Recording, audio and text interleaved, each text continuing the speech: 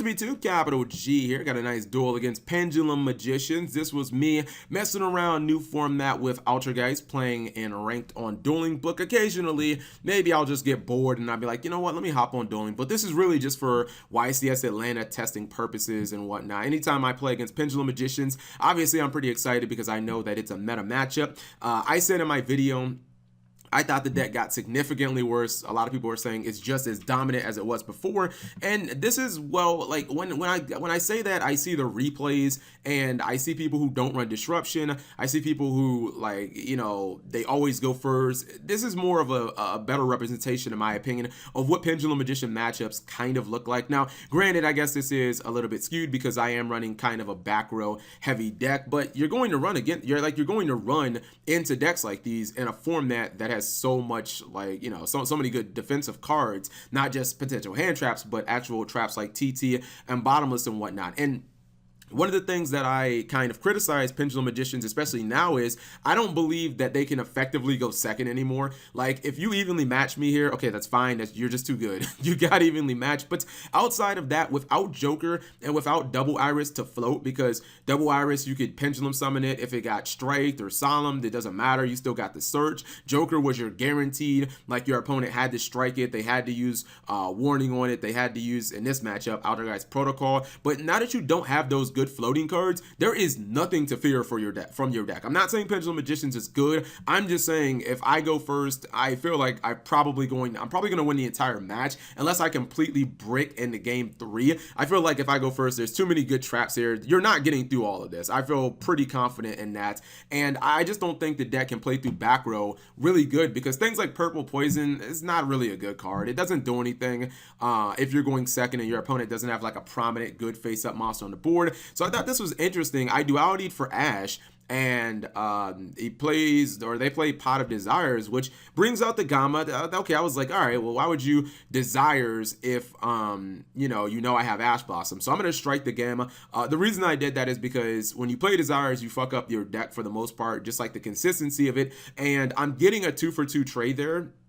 But the thing is, I know that as a control deck, I'm simplifying the game state. 2 of your cards are, I don't know that I'm playing Pendulum Magicians right now, by the way, but 2 of your cards, if you're playing Pendulum Magicians, are irrelevant. So you're basically playing 2 cards, because the reason I say 2 of your cards are irrelevant is because you have to use them as scales. So they're not even like real cards, but 2 of your cards are scales, which means you only have 2 actual monsters to summon. And I've got Bottomless, plus I have a warning. So I feel like those 2 cards will cover whatever you try to summon. This is why I feel like Pendulum Magicians going second is a very, very mediocre deck. So I see Purple Poison on field. I know I'm playing Pendulum Magician, so this makes me think, all right, go ahead, Pendulum summon into warning so I can just win this duel. We can go to game 2. And Duelist Alliance, I don't know what that's going to search. If that's going to search another Magician, searches Pendulum Call. Fair enough.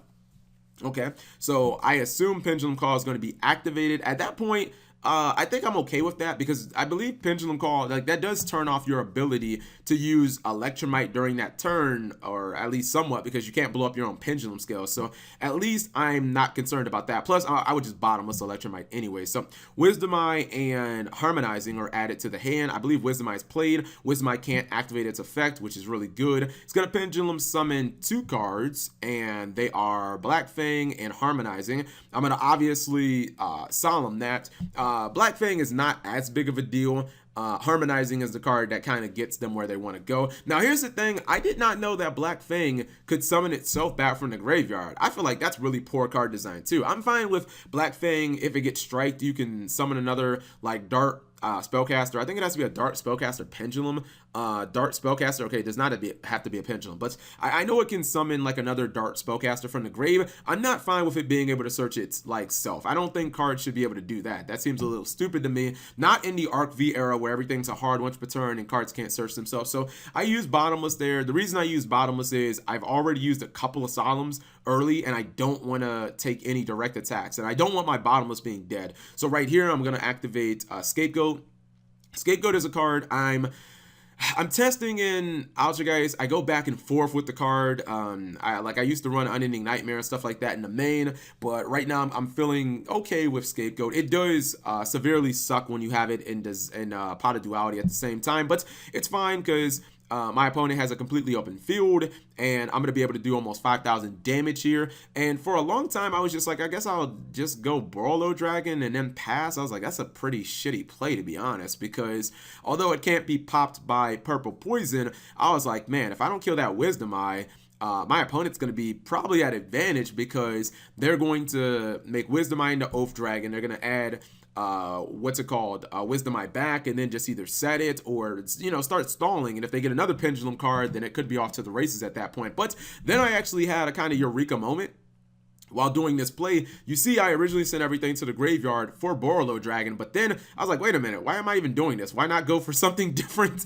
And that's when I realized, oh my goodness, I can just go for Ningirasu, which solves all my problems. So what Ningirasu does is it gets rid of Wisdom Eye Magician, and at the same time, it leaves a 2,500 beater on my side of the field that can get rid of your Purple Poison during your next turn. So even if you do Pendulum Summon, you top deck a scale, all your Pendulum Summoning is Wisdom Eye, which I don't care about because I'll still just crack your skills, and we leave Wisdom Eye on the field. Next turn I'll just get Pot of Duality. So my opponent's going to set a card, which I was like, cool. Now that I have Heavy Storm Duster, I feel like you're never going to Pendulum Summon again in the duel, and I'm going to go ahead and attack. I don't agree with this play, but I guess I understand it. Main phase 2, maybe they're thinking that I'm not going to crack a card on their side of the field. You are desperately mistaken. I don't need this Ningirasu to win. Ningirasu is just icing on the cake. I'm going to go ahead and take out your face down. The reason I'm doing that is because I don't care about this card. Purple Poison is garbage. If it's on the field by itself, it doesn't do anything. So I don't care about that card. So I'm going to Duality for Miluseek.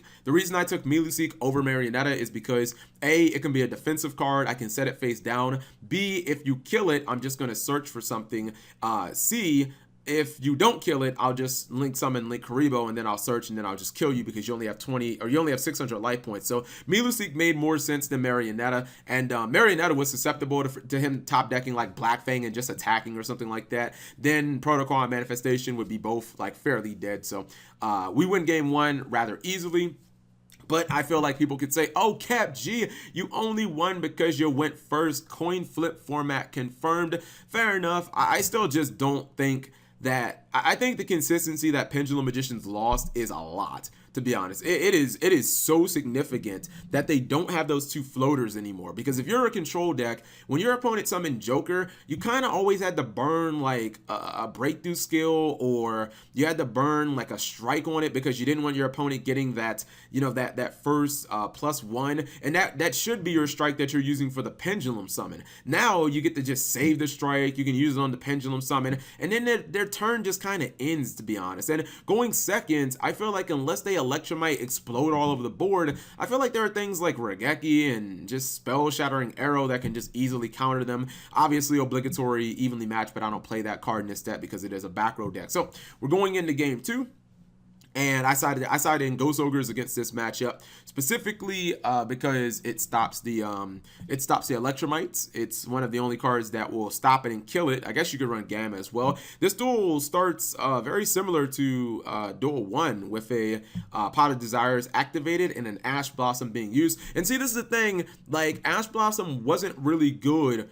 It wasn't that good against Pendulum Magician's last format, in my opinion. Now it's because people want to run the Supreme King cards, which means you probably have to run Foolish Burial and Dragon Shrine. Ash becomes like really good against them because all of those cards you can Ash Blossom. The main reason I said that Ash wasn't that great is because, I guess Joker was like the main thing you could Ash before, maybe Duelist Alliance, but you can't really Ash Blossom Electromite. So now you can Ash Blossom Pendulum Scale, which I guess they're running more of. There's still Wavering Eyes is another card if they activate Dragon Shrine, Foolish Burial, Desires. Every card, like there are so many cards that Ash Blossom now. I feel like Pendulum Magicians they're just another deck that just gets wrecked by Ash Blossom now. So I believe I did not know this card did that, by the way. I knew that this card, if you summoned it from the graveyard, I knew that it added the Gate 0 to your hand, but I did not know that it could complete its scales, which is actually, that's pretty dope. I'm not going to lie. This card is actually really good, but not as good as Joker. Let's not get it twisted. So, we see a Pendulum Summon of Harmonizing Magician, and I think my opponent's just kind of wondering what they should summon when they went for the XC overlay. I thought, okay, it's going to be Star Time Magician. All right, I don't care about Star Time Magician. I'll just summon Miluseek. I'll attack it. I'll crack your skills with Spell Shattering Arrow. I think I'm pretty much just going to win from there. And Then they went Omega, and I was just like, okay, well, as long as I don't lose Milusic, I felt really good. And this is why I just feel like, now let me just pause. I don't know if they would have went for Electromite, I don't know how much better their play would have actually been. Maybe it would have been way better. But outside of doing an amazing turn one, I have the perfect kind of go second hand to crack your board. I'm going to be able to, well, yeah, I guess it had to be Electromite, because if Electromite's on the field, then if I Spell Shattering Arrow you get the draw card. So I probably would have had to use Milusic first and attack. Well, I guess you wouldn't have had any Magicians on the board to even use this card, which this card is actually Time Pendulum Graph. But Omega turn one is not anything that actually scares me. Same thing with Bagusta. So I'm going to crack the scales. That's 1,000 damage. We're going to summon Milusic, my favorite go second card in this deck. We're just going to attack. We're going to net ourselves another plus. And I decided to use Duality instead of going for Link Karibo in a search, because I don't need any search. What I need here is I need disruption cards. I do not need more Altergeist monsters in my hand. I already have Altergeist cards in my hand. I need disruption cards. Now, when I see the heavy Storm Duster, which you have seen a lot in this duel, it just like it basically means you're not my opponent. You're not going to Pendulum Summon anymore in this duel. And at that point, I felt like, all right, I don't know what you're going to do to try and counter this, but Pendulum Summoning it is not going to be it. Now, I get my Mirror Force back.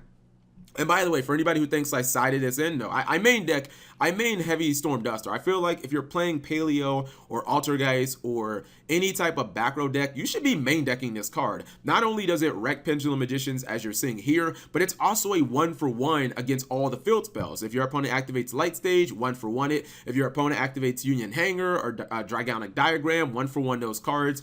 Same thing with Magical Meltdown, the Invoke card. So like all of those, it just becomes a 1-for-1. So Milusic gets ran over. I take a bunch of battle damage here, but it doesn't matter because I'm not losing control of the game, and my opponent is not going to, they're not going to cheese me into winning a duel where you somehow OTK. Like, you don't have the resources to OTK me. I feel like the Omega was a really bad mistake against Altergeist. Omega does not beat this deck. Just getting one random card out of my hand is not really that relevant, especially when you know I have a Mirror Force that's face down, or excuse me, in my hand. So I think they hit the Conquery, which I'm like, fine. All I need to do is resolve this without getting Ghost Ogred, and I'm basically home free. I don't know what my top deck is, actually. I don't remember, but as long as it's like something decent, it's probably a trap card. Oh, it's another Milusic. That's not what I wanted. I already have access to Milusic, so I would have been happier if this was just any trap in my deck. It could have been Manifestation, Torrential, Bottomless, Solemn Warning, Scapegoat, any defensive. I'd rather have a defensive card. Altergeist, you don't want too much offense. You only need like one card in this deck to be kind of an offensive card. What did I search? Protocol? Yeah, I searched my Divine Wrath. I'm going to attack directly. We're going to get rid of Dark Worm, and now you see that I'm basically, I've got complete control over the duel, and I feel like the only way I can lose is to evenly match here. Now, I was thinking about that card because Pendulum players can bring it in when they're going second, and the fact that they went first means that I might not see it. It's kind of up in the air because obviously this is a back row deck. I'm going to go ahead and get my Conquery back. I'm not concerned about Omega because if Omega attacks, I'm going to Mirror Force the fuck out of it, and my opponent knows I have Mirror Force. So they activate Omega, and I'm just going to use Protocol. The reason I use Protocol and I didn't ignore Omega is because I was kind of afraid of evenly match, right? So I'm thinking here, all right, well, even though I use my Protocol fairly early in the turn, what are you still going to do, Pendulum Magician player? Like, are you going to set scales? If you do, I'll blow them up. Are you going to summon random monster and attack? You know I have Mirror Force. I also have Conquery in my hand. So the only thing I was thinking is I don't want to get blown out by evenly matched completely and lose all my cards on field. So what I did was I just went ahead. I took the kind of 1-for-1 Omega versus Protocol and Alter in Milusic. Plus I get a search anyways. And at that point, even if you evenly match me here, what are you left with? You're left with one random card in your hand, unless that card is Joker, you know, you're just, or unless it's Monkey Board, like you're not coming back. And I think even if I did get evenly matched, the card that I would take would be, I'd keep my Dust Storm because it stops you from Pendulum Summoning, and you wouldn't have your battle phase at that. So I'd feel pretty confident because I still have my core engine in Milusic plus Marionetta to keep my deck rolling while you're just relying on whatever that one card is to be the perfect God card. You know what I mean? Like, it'd have to be all 5 pieces of Exodia in one I guess, card. And as soon as a Pendulum deck sets a card, you know that the game is basically over because Pendulum Magicians don't set as far as I know. So at this point, I'm going aggressive. Life points are not something you really kind of calculate all that much in what's it called, Altergeist, because this deck doesn't do a lot of damage. At this point, I'm basically trying to cement my lock. By cementing my lock, I generally mean that I'm going for Hextia this turn, because I don't want you. Oh shoot, okay. Well, they left. What I was going to do was I was going to attack with Miluseek. I was going to get rid of your back row. I was going to attack directly for 16. Main phase 2, I would then go for Hextia, and I would use Manifestation during your turn to bring back my Miluseek. And I don't think I made Link Karibo, but it's fine. I'm still not going to, like, you're not going to cheese run over my monster with an attack, because I still had the Mirror Force and the Konkori in my hand. But that was just a little match, and you see the match was incredibly one-sided. I'm just trying to demonstrate, like, how different Pendulum Magicians are from like how they used to be, because this was a matchup that I largely considered, I don't want to say unwinnable for Altergeist before, but like if they went first and I didn't open with Ghost Ogre, I would usually just scoop, because I knew that they were going to make a board that I couldn't come back. So I felt like it was very coin flippy for me to even have a chance. Now you can see that there's no fear of this deck at all. It's almost like it is gone from, you know, Super Saiyan like God to now it's like Yamcha, where it's like no one's fucking afraid of you anymore. So